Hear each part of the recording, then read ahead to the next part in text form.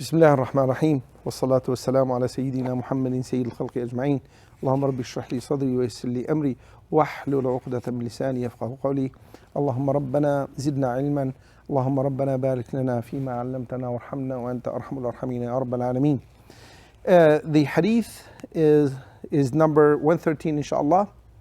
عن أنس ابن مالك، عن أنس ابن مالك رضي الله عنه قال, and we are still in the subject of the zakat. Still got two more hadith inshallah. And أنس ابن مالك قال غدوت إلى رسول الله صلى الله عليه وسلم بعبد الله ابن أبي طلحة ليحنكه فوافيته وفي يده الميسم يسم إبل الصدقة. Now, first of all, let's talk about Anas ibn Malik radiallahu anhu. Anas ibn Malik, if you remember, that he is the son of Talha. Talha. His father is Malik ibn Nudar. Malik, he never took Islam. He refused to become a Muslim. In the Medina, before Rasulullah alayhi salatu wasalam migrated to Medina, a lot of people who took Islam, who became Muslims, a lot of them were just women. They were wives. Some husbands or some family, like husband and wife, became Muslims. Some of them, the men only, and the wives, the husbands did and the wives didn't. Some of them, the wives did and the husbands didn't. Talha, she followed, from the get-go, she followed Rasulullah alayhi salatu wasalam. She entered Islam. Her husband refused. He said no. And they ended up arguing and fighting. And she tells him that, I'm a Muslim. He says, no, we're not going to take Islam, back and forth. And subhanAllah, he traveled north and he died in Bilad al-Sham. So she became single. Now, when she became single and she is, desirable and likable, a lot of people came to her, they wanted to marry her. And she set a standard of something that's been happening since those days of Rasulullah until today. What happened is that Abu Talha came to her and he wanted to marry her. And he, proposed, once, twice, and she refused. As a matter of fact, she used to make da'wah to him. She used to tell him, says, Ya Abu Talha, inna mithlaka la yurad. Somebody like you cannot be turned away. You're a great guy. You're a great guy. He's one of the, he's rich and he's well off and things are really going well with him. He's famous. He's very well known. He said, but أنت رجل كافر. You're kafir. وأنا مؤمنة. أنا مسلمة. I am Muslim. And I cannot marry you. And then she would tell him, says, how could you worship a deity that is manufactured in, in Ethiopia or here and there? How could you do that? What kind of, what? And then he came to her again. He gave her more money. He gave her more mahr. And she told him, says, Ya Abu Talha, inna mithlaka la yurad. I cannot turn away. Somebody like you cannot be turned away. But you are kafir. Now, if you become Muslim, that would be my mahr. I don't want any money from you. Is that for you to take Islam? So that kind of got his mind working. He's like, what is she talking about? What is this Islam? And now, Allahu Alam, if that actually he thought of it as like, it's going to save me a lot of money, it's like that's going to be mahr. And I don't want to say that, I'm saying jokingly, but you could tell that it was the approach which has kind of instigated the way of thought. So he went back to Rasulullah alayhi salatu wasalam and he took Islam. He became a Muslim. And then when he went back to Talha, and Talha was there, and she called her son, her oldest son at the time, which was Anas ibn Malik. She says, Qum ya Anas, get up, O Anas, فزوج Abu Talha. So who was the one who made the zawaj, the aqd nikah? Is her son. Zawwijhu, she brought her son as wali al-amr. The woman had her son, which was young at the time, but yet he was the one in charge of her affairs. He was the guardian in her affairs, and he's the one who did the aqd nikah between him and her, between both. And Talha her name is Talha.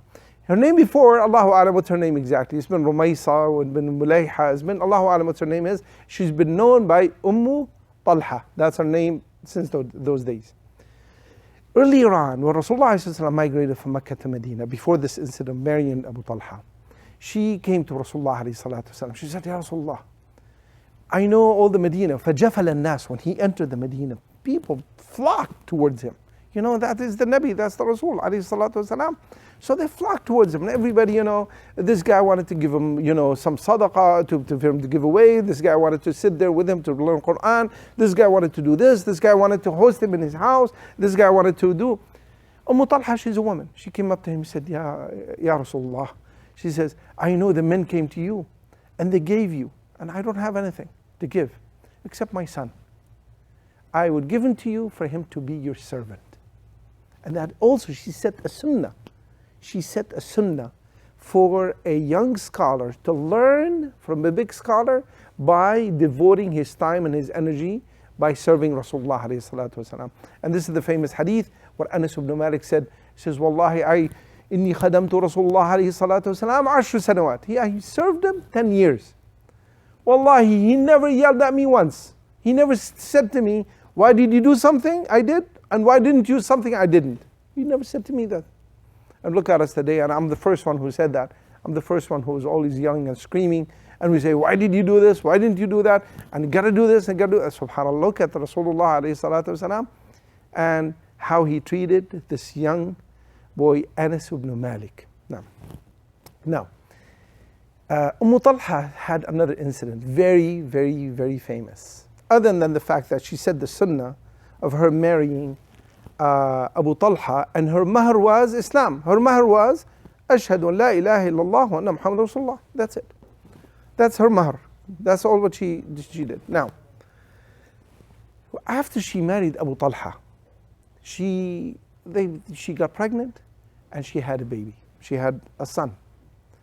And Abu Talha, alaykum salam wa rahmatullahi wa barakatuh. Abu Talha was so happy with this boy, was so pleased and happy that a boy was born for him. Extremely happy. So when he was born, he took him, and he always, used to check up on him, and, he was so happy with him. And he was about a year or so old, and he got sick. He got very bad fever, and he was checking on him, he said, is he okay? He's not okay. He's coming inside the house. One day he died.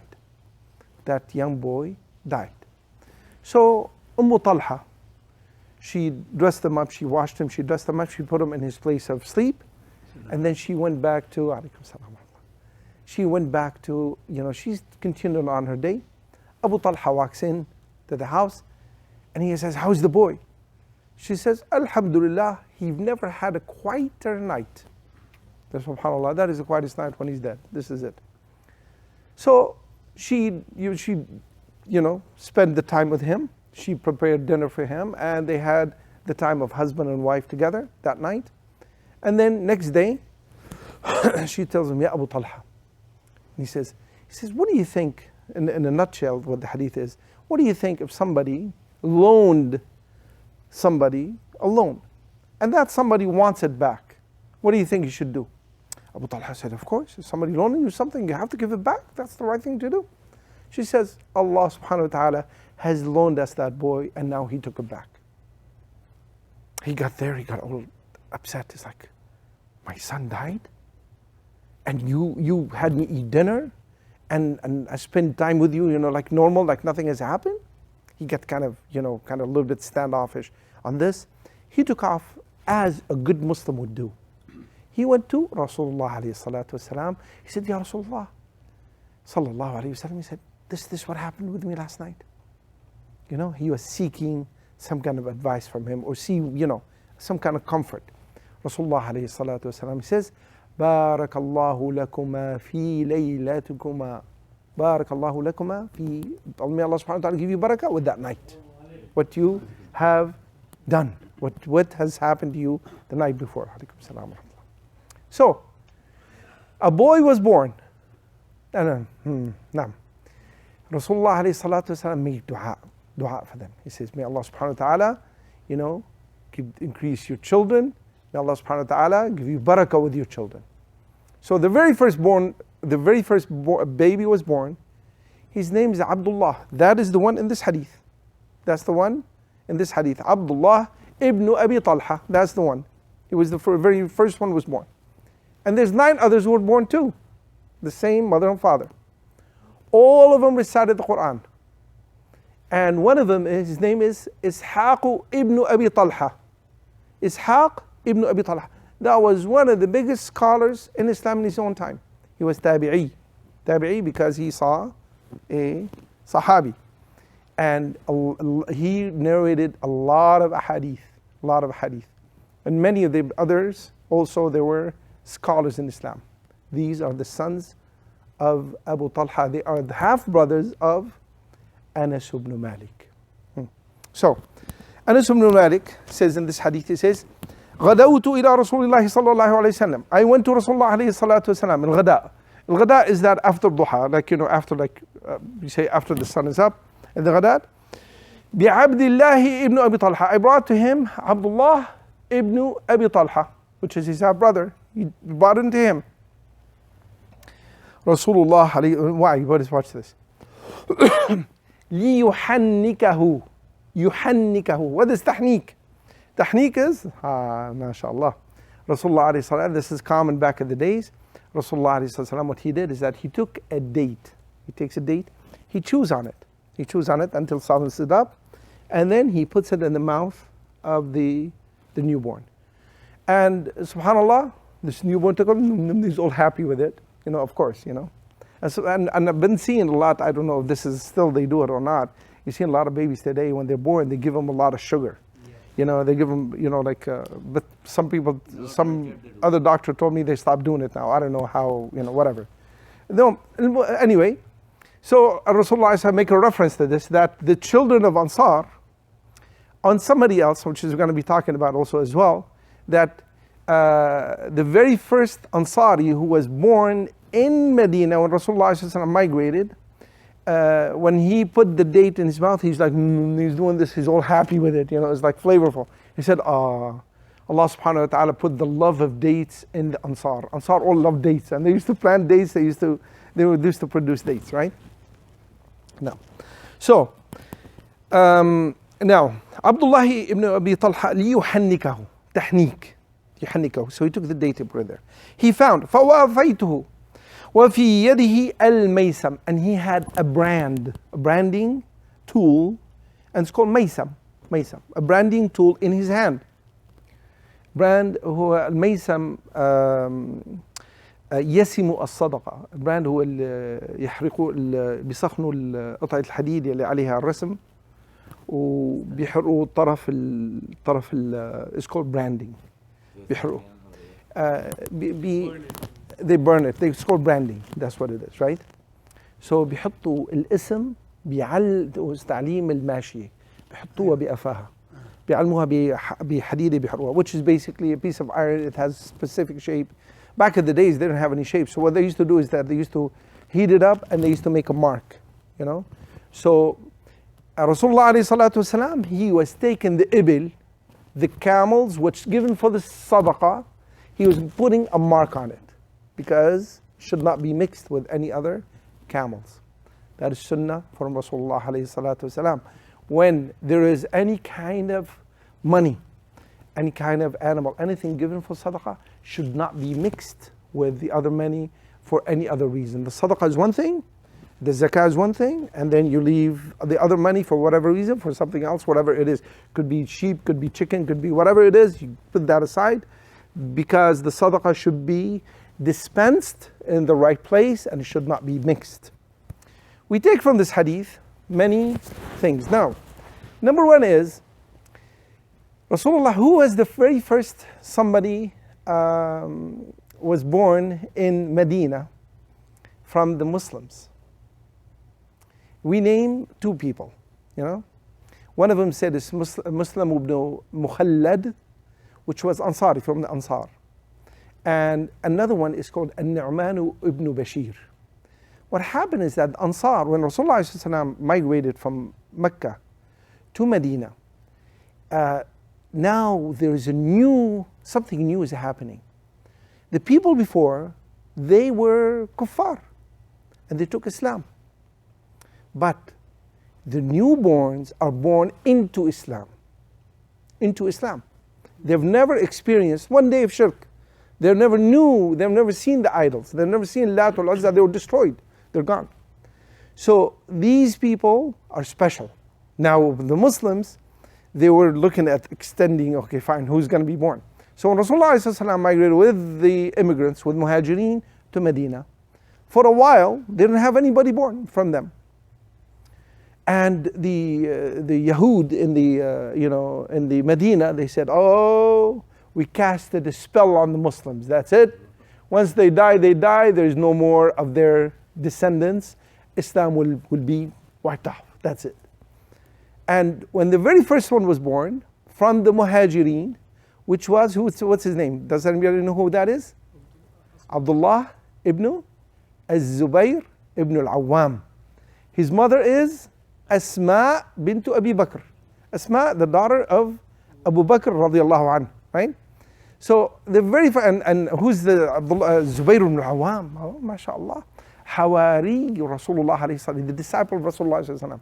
Rasulullah alayhi salatu wasalam said, for every prophet there's Hawari. Who is Hawari? Disciple. Hawariyin is disciples. You know, it mentioned in the Qur'an.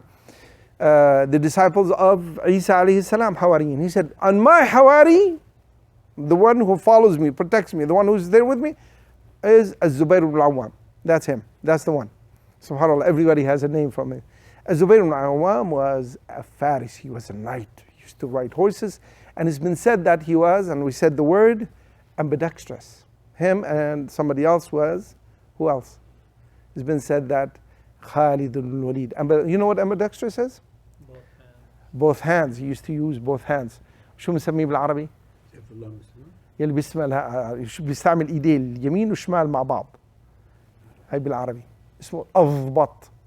أضبط من الضابط من الضباط. أضبط in the Arabic means somebody is ambidextrous. He could use both hands. So can you imagine somebody who fights twice as much? He holds two swords. He's on a horse. He's like going this way, going that way. That's a very special. Zubayr ibn Awwam, he was one of those. One of those, a few ones. Khalid ibn Walid was another one too as well. And they were the able ones. Now, when Abdullah ibn Zubayr ibn Awwam was born, the Muslims were so happy and pleased. They said, Alhamdulillah, what's been said is a lie. There's no casting spells. None of this is all lies. And the minute he was born, like within, probably a day or two, they brought him to Rasulullah alayhi salatu wasalam, فَحَنَّكَهُ. Did the same thing. He took a date, he chewed on it, he softens up, he put it in his mouth, and he made dua for him. And that's Abdullah ibn Zubayr, which has a great history in Islam from there. Now, Nu'man ibn Bashir, it's been said, or Muslim ibn Khuwaylid, Muslim ibn Khulayd, he was a Ansari. Nu'man ibn Bashir, he said that I was with Rasulullah alayhi salatu wasalam 10 years. 10 years.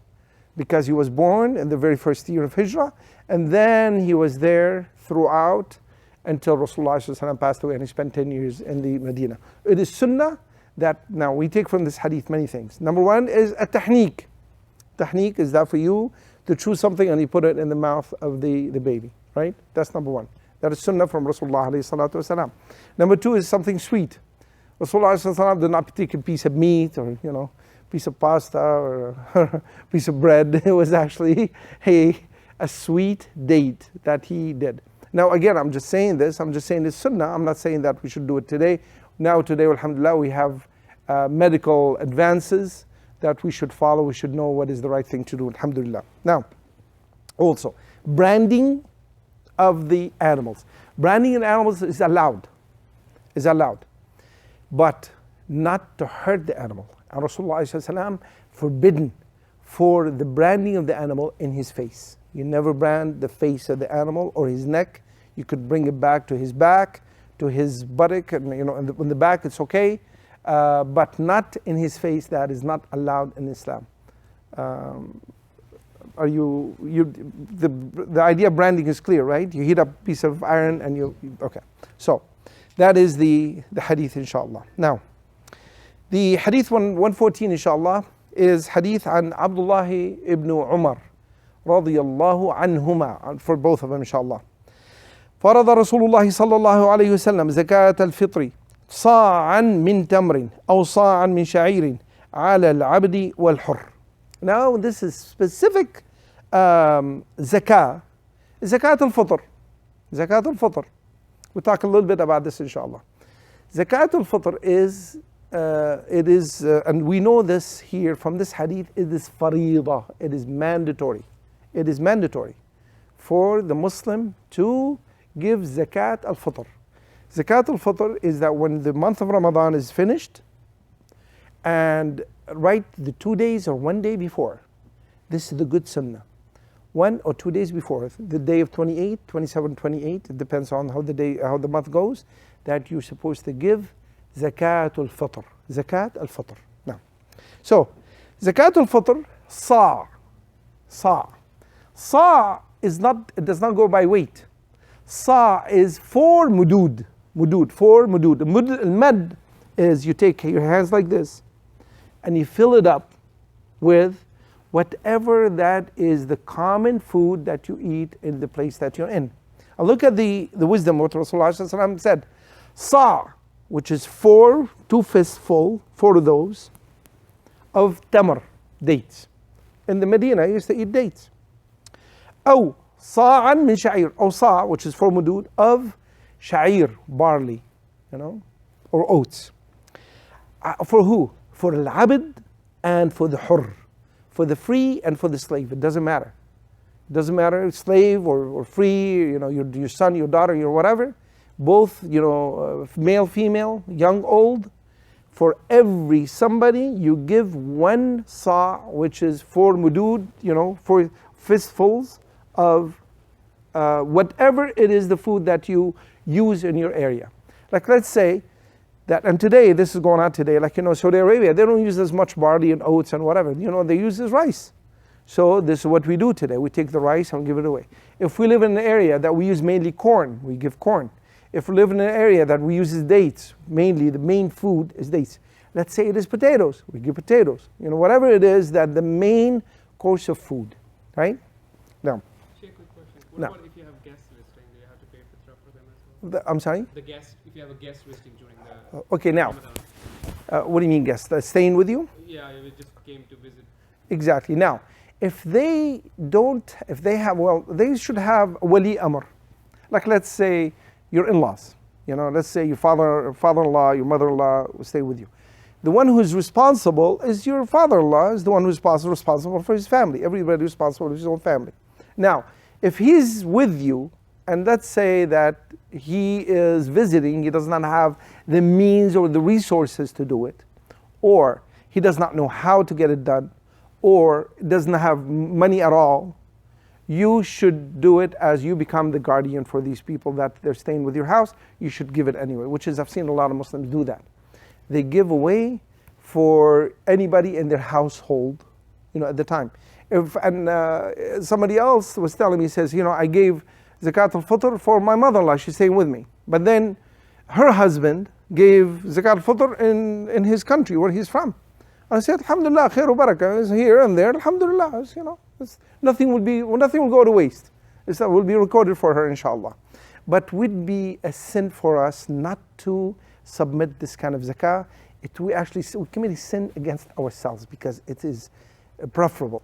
Rasulullah alayhi salatu wasalam, hadith in Ibn Abbas, where he said that zakat al-fitr, it wipes off the laghu, the frivolous talk that we do during the month of Ramadan. It wipes off some of the imperfections we have committed throughout the fasting of the month of Ramadan. Everything that we've done, and it kind of completes the shortcomings of our fasting. You get it complete, kind of like a makeup. You make up whatever is missing, so you give it for the sake of Allah subhanahu wa ta'ala. Now, we'll keep going inshallah. Now, وَالذَّكَرُ وَالْأُنْثَى, male or female.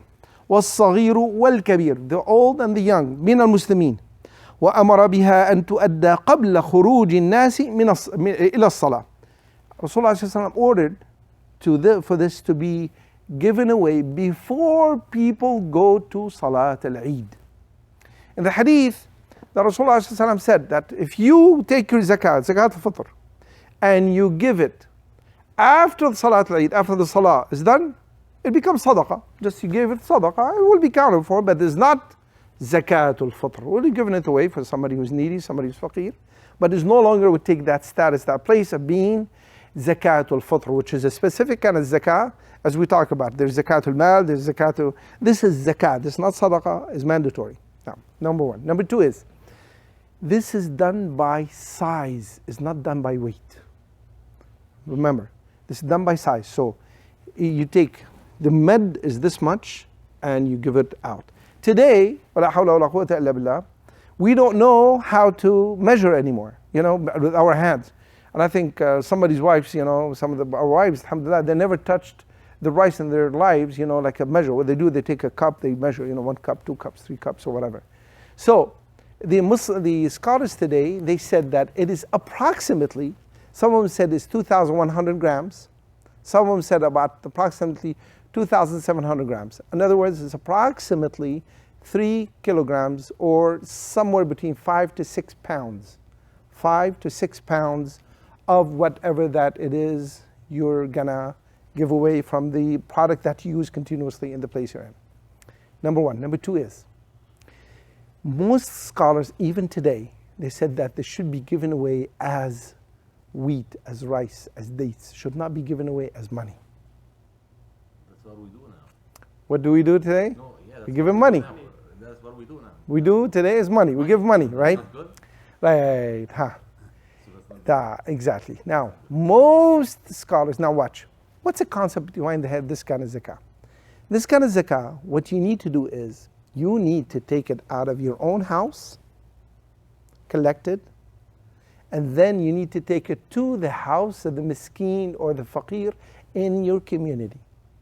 The faqir or miskeen, the poor, he will not go ask for it. We need to seek him. We need to seek these homes. We need to go to their homes. We need to knock on their doors and say, now you're not going to ask us, we're coming to you. So what if you can't find me? Now, that is in the days of, so the concept is not just money. It's not just, it is food. From what you eat, you feed the others, the faqir. The rich will give the poor. But is it the rich? Watch. We look at this hadith. Hadith here says, all the Muslims, poor or rich, young or old, dhakar or untha, everybody has to give out zakah, except the people who are not able, right? Which is our few, very few. So basically, it sounds to me like it is a form of introduction or connection between people. You've got to go from this house to this house, from this house to this house, this house, to the fuqara al-masakin, the poor and the needy. You don't give it to the rich ones, obviously, the one who's able. You need to seek them out. You need to research. You need to find out who's really needy. And how often you do this? It's not being done except by the government or the ruling, people. It will be done by the community. So it is our obligation, our duty, to make consensus and search out in our community, as close and further as in our community, to find out who's really needy, who deserves this. And before, right about Ramadan, and right 2 days before, we need to go to their homes. We need to give them of our food that we have in our homes. You see the concept? The concept is amazing. It's amazing. It's why? Because it's not just about food. It's not like, for you to give dollars, give money. I'm talking about the original concept. Is that it is to take consensus, to take numbers, to know there's 20 homes, 30 homes, 40 homes, 50 homes. These, they're people who are needy. We need to share with them. We need to go to them. We need to know where their homes are. We need to knock on their doors. We need to, not to have them ask, we need to be we're the ones who offer them. We're the ones who give them.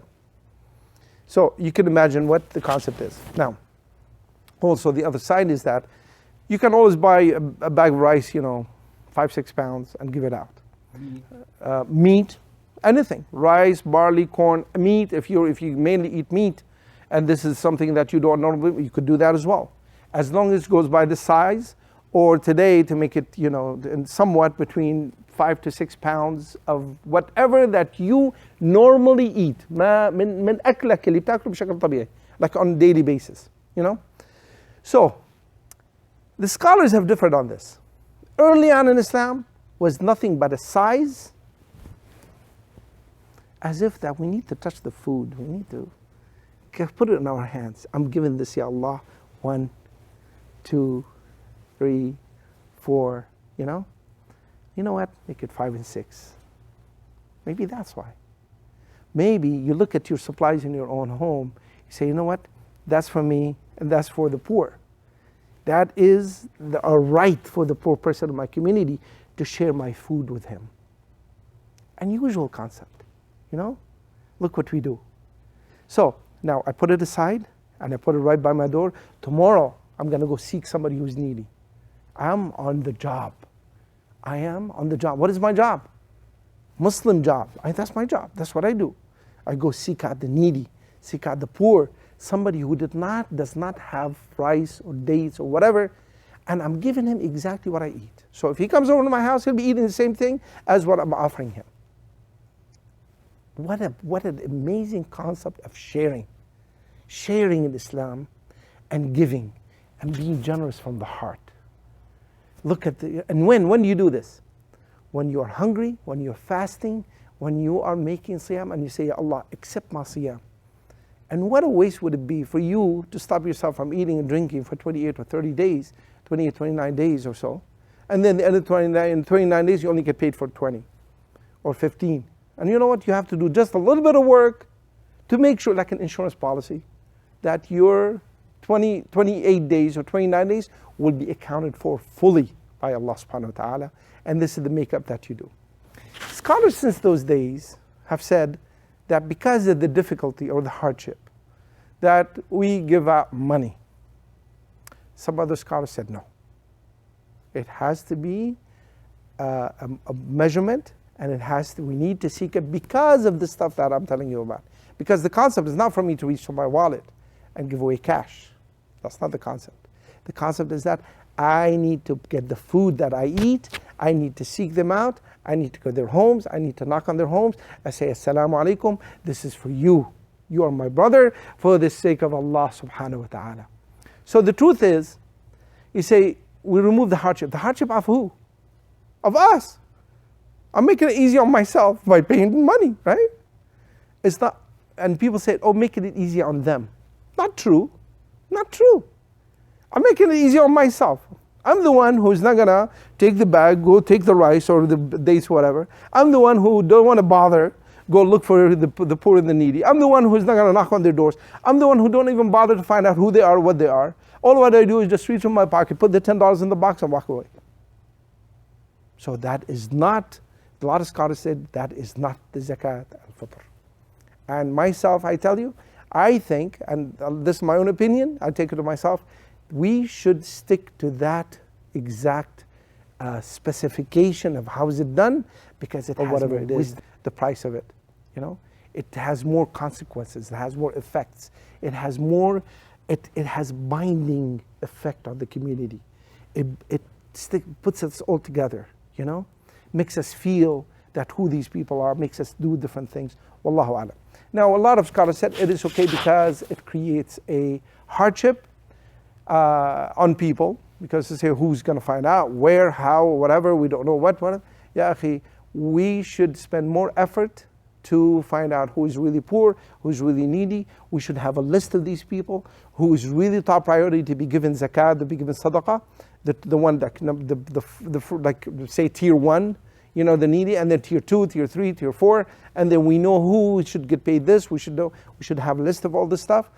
No Muslim, especially in our communities today, or otherwise, or even non-Muslim for that matter, at this point, that should sleep hungry. No way. What kind of people can we be?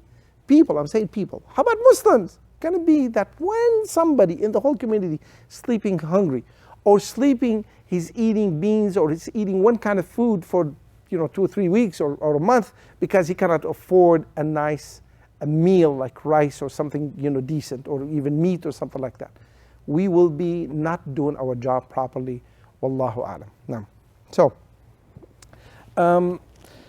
now وأمر بها أن تؤدى قبل الخروج إلى الصلاة. It's been ordered to be given out before you go to Salah. What do we do today? After we go to Salah, right before the Salah. You notice that you put the boxes right at the Salah? They're supposed to go before. So most of the scholars said that's supposed to be 1 or 2 days before the end of Ramadan. 1 or 2 days before the end of Ramadan. Don't wait the last minute and be a good Muslim. Do not be a procrastinating Muslim that you delay the last minute. You say, it's okay, there's always time. It's okay, there's always time. So people took the other hadith, which is if it's given after the Salah, will become regular sadaqah. So people said, okay, fine. The Salah has not started. So here you go, alhamdulillah, I'm off the hook. That's not the proper way. The proper way is that should be 1 or 2 days before, because also another concept too. The concept of Eid celebration, right? And we grew up in our countries, most Muslim countries, as we do here today, is that when there's a holiday, a great day like Eid al-Fitr or Eid al-Adha, we get the nicer clothes, we get the nicer food, we get something good because we're celebrating, alhamdulillah, celebration. This is preferable, this is likable, for us to do this. What about the poor? You're going to collect the money right before Salat al-Eid. When is it going to go to them? When? Next day or the following day or a week later? Or forget it. It's like, So you are celebrating, you're wearing the nice clothes, you're eating the good food, that which you normally eat, and guess what? Where is your money sitting? Sitting in the box. It's not been given out or it's not being distributed at the right time. The concept is that when the Eid comes, when you are celebrating, the whole community is celebrating. Everybody is celebrating. At least, you say, what is 4 or 5 pounds of, or 3 kilograms of rice or dates or meat? What's it going to do to somebody? What's it going to do is not only the concept of money, is that somebody's thinking of me. Somebody cares about me. Somebody knocks on my door. Somebody's telling me, take this. And if anything else you need, I'm here for you. You're my brother for the sake of Allah subhanahu wa ta'ala. And you say, you know what, how many children do you have? You know what, let me give you this for the sake of Allah subhanahu wa ta'ala, take this. That is the true Eid. That is the true celebration we should be practicing. Giving out money, we are taking, maybe we are doing half of we're alleviating the burden off of ourselves, but we are not getting the full benefit in our communities as we should. Wallahu a'lam. Now, so, inshallah, this is the last hadith in the Bab al-Sadaqat and Zakat. This is the last hadith. And inshallah, we will be going to Kitab al-Hajj, inshallah. Next week, inshallah. That will be the hadith number 115, inshallah. Jazakumullah khair. Do you have any comments or This should be a topic of khutbah, I think, during the month of Ramadan. I agree. Naam. I agree with you 100%, inshallah. And, subhanAllah, watch. We as a community, we bring in, all kinds of things that we learned, from our, younger days, from different communities, from different parts of the cultures, different countries that we come from. Sometimes it's from here. We have our own habits here too as well that we're somehow, it's being included here as well.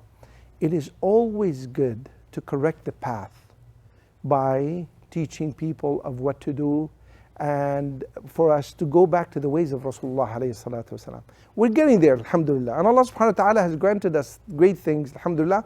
The very first thing, the most essential thing, alhamdulillah, in our communities is that having the masajid. Alhamdulillah, look at us today, you go within 10, 15 minutes of your house, or even less, you have a masjid, here, there, whatever. And now, alhamdulillah, we're coming to the masjid. Alhamdulillah, we have numbers coming in, we have salat al-jama'ah is being practiced, alhamdulillah. Now, we need to go through step by step in every single thing that we do. We should correct it and have it done the way of Rasulullah alayhi salatu wasalam. That's number one. But let me ask you a question. Do you think this subject should be a subject for khutbah al-jama'ah, or should be a subject of halaqah and dars like this? Both. The reason I said that is for someone like me, I didn't know that to begin with. So I'm sure there's like 100, 150 people during Jummah. So maybe half of them wouldn't know about this. Right. And then there's a lot of questions that comes up. Sure. After you listen to this. Okay, so you go back to the practice during Rasul Sallallahu Alaihi Wasallam's Allahumma salli wa sallim. how do you practice that now? Right, What is the other option you have instead of putting that $10 in there? right, I always put it the day of the Eid before the Right. namaz, Mhm. because I didn't know it was supposed to be 2 days or the Right. last 2 or 3 days. right, I do it a week before. A week so before. Somebody could use that. right. Okay. So now, the reason why I'm asking this is that the khutbah al-Jam'ah, you don't have a chance for questions and answers, discussions, Right. and there is no, it's kind of difficult for people to get the idea of getting a committee for, somebody to be in charge of this kind of sadaqah and collect it from the people, see how's it going to be collected, how's it going to be given out, and what can we do about it. So number one. Number two is the halaqat al-ilm like this, the dars, for us to learn our deen, from the hadith, from the sunnah, and from the Qur'an, from both, alhamdulillah, Allah subhanahu wa ta'ala, with His own, wisdom, subhanallah, we got them both here, alhamdulillah. We got a little bit of Qur'an, we got a little bit of hadith that we're going, in the 1 week.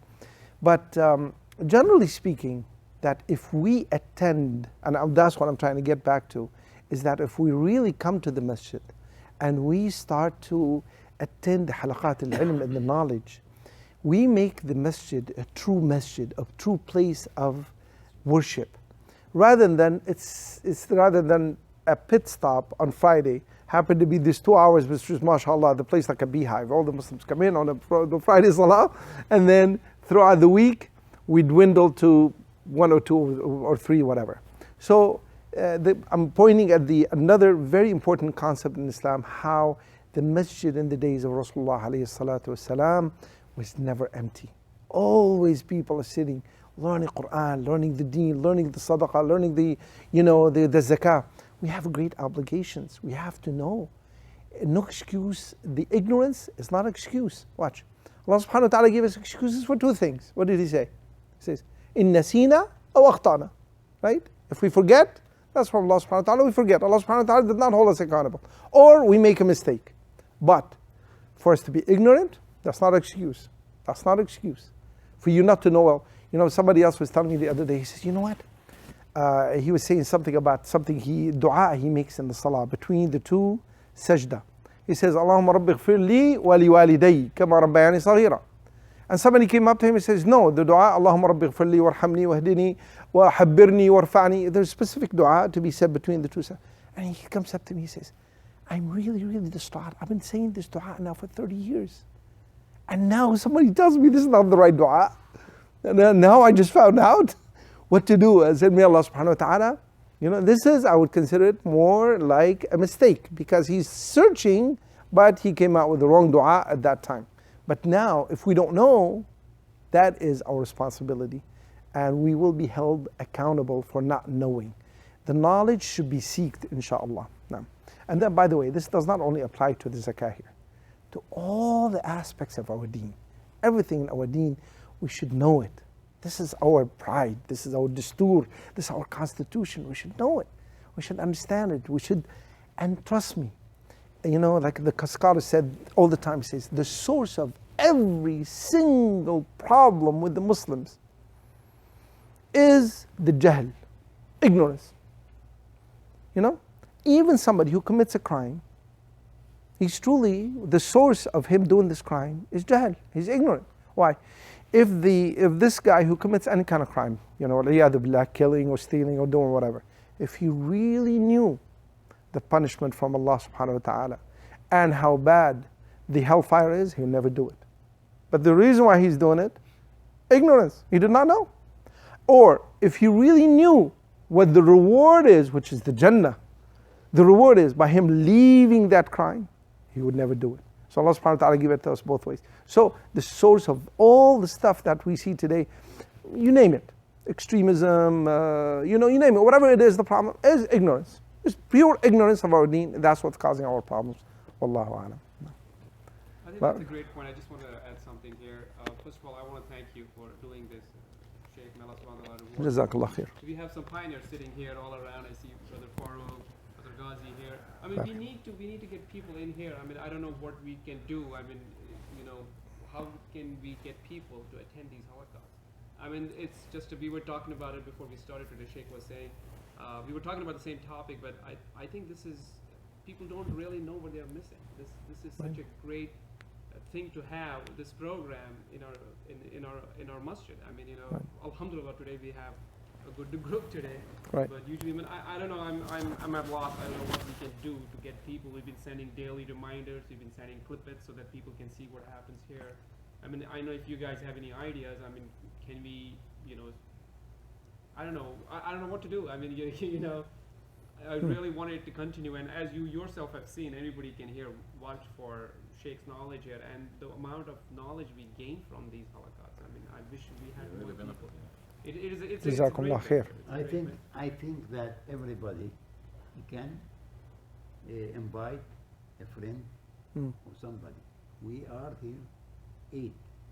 If I invite one and you one and you one, you will be more. Inshallah, that's a good idea. That's okay. Right, absolutely. I think it's a great idea. So It's a wonderful idea. one. Everyone Right. in charge of another Right. one, just one. Right, Not for now. right. That's a great idea. I remember when we were young, we were, we always had this thing, like especially your best friends, right? Like say 2 or 3 good friends. When you go to an outing somewhere, what do? You always think, oh, you come back and say, I wish you were there. I wish you were there. We had such a good time. And then if you, the second time that we want to go, you call them up ahead of time. Say, you know what, I'm going. You need a ride? I'll just come by and pick you up. Say, I'm a little bit lazy. Say, okay, I'll just come by and pick you up, whatever. We're not necessarily talking about the halaqah itself here. Just by us coming to this masjid, you have no idea what kind of barakah we're getting. Just our gathering like this. For every setting where people will be sitting, making dhikr, reciting Qur'an, learning the Hadith, doing anything with their deen, halaqat ta'lim. Allah subhanahu wa ta'ala will send the angels, the malaika. فَتَحُفُّهُمْ, they're sitting amongst us. They're sitting here, making dhikr with us. Allah subhanahu wa ta'ala send them. And for anybody, even though sometimes, and this is what I tell the brothers, some of the brothers, they tell me, you know what, we come to halaqah, I'm not really benefiting from anything. I know all that, and I've heard it before, and sometimes it's boring. I say, that's fine. If you don't want to come for the ilm and the knowledge, come for the barakah. Come for you to be counted from the ones who will be forgiven. And Allah subhanahu wa ta'ala, and this is the famous hadith, Allah subhanahu wa ta'ala will send His angels. And at the fajr, at the end of the night, and the fajr time, and at the maghrib time, and we would ask Him. He says, and Allah knows more than them. And He would ask them, He said, when did you see my ibad? Last thing they were doing. What did you leave them on? They tell me, Ya Allah. And He knows more than them. He says, Ya Allah, they were doing dhikr to you. They're remembering your name. They're talking about your deen. They're talking about you.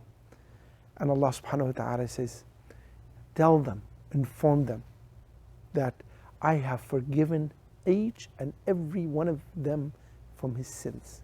Each and every one of them. Some of the angels say, but Ya Allah, some of them came in because he wanted to do some business. Or some of them didn't have anything to do with the house, he was just sticking out or whatever. Allah subhanahu wa ta'ala says, just because he is there, just because he's one of the group, he will get a speed pass with them. This is the barakah. He will get a pass just like everybody else. What a biggest barakah than this? Number one. Number two is, I always tell the brothers, do you want to be up all night? Do you want to stand up all night making salah? That's tough. Really hard, right? Well, how about if you take the reward even though you didn't do it? All what you have to do, attend Salat al-Isha and Salat Fajr. Jama'ah.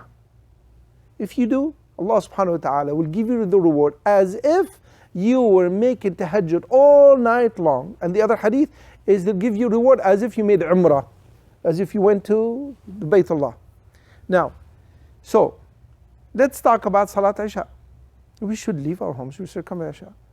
But instead of you coming in, coming at 8 o'clock, let's come in 7:45. Let's make it 7:30.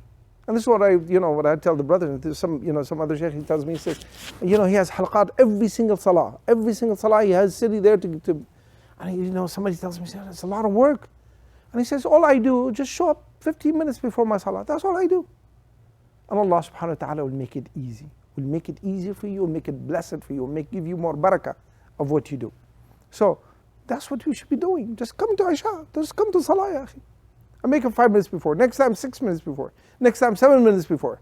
The next time, 10 minutes before. And then we'll become a likable and lovable thing to you to come in and join your brothers for the sake of Allah subhanahu wa ta'ala. You're sitting here, and for us to sit next to each other, wallahi, there's no better barakah than this. You know, this is it. This is what's it all about. You know, we look at each other, we say, we are brothers for the sake of Allah subhanahu wa ta'ala. We come from different parts of the world. Some of us are short, some of us are tall, some of us are good looking, some of us are not as good looking, some of us are way better looking. What gathers us here is our deen, our Islam. That's what we should be proud of. That's what we should be gathered about, inshallah. So may Allah subhanahu wa ta'ala bless this masjid and bless this gathering. May Allah subhanahu wa ta'ala unite us on the deen, inshallah, and make us, inshallah, from the ones who get the full reward for everything we do, inshallah. Jazakumullah khair. Wa iyyakum, inshallah. Barakallahu fikum jameen, inshallah.